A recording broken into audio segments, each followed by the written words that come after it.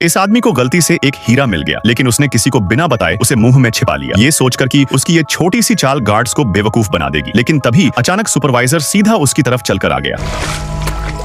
लाओ मुझे दो।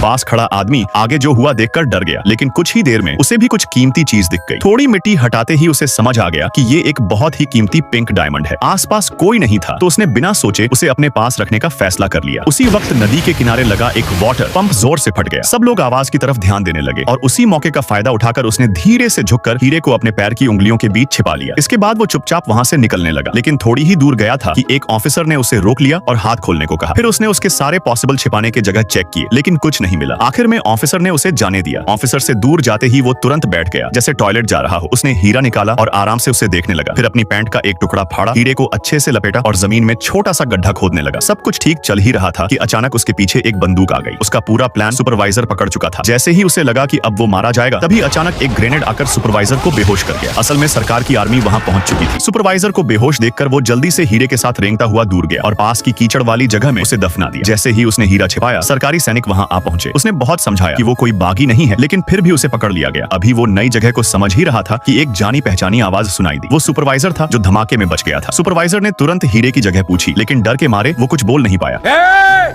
मेरे भाइयों, मैं उस आदमी को $1000 दूंगा जो मुझे हीरा निकलवा के देगा इस नामुराद से। खुद को बेगुनाह साबित करने के लिए उसने गुस्से में अपनी शर्ट फाड़ दी और सबको बताया कि ये सब बागियों की वजह से हुआ, जिन्होंने उन्हें बेघर कर दिया। आखिरकार उसके साथ बंद लोगों ने उसकी बात मान ली। हालात बिगड़ते देख सुपरवाइजर गालियां देने लगा ताकि झगड़ा रुक जाए। सैनिक सुपरवाइजर को घसीटते हुए ले गए, लेकिन उसी वक्त सामने वाली सेल में बैठा एक गोरा आदमी उसे लगातार घूर रहा था। शायद वही अकेला था जो पूरी सच्चाई जानता था।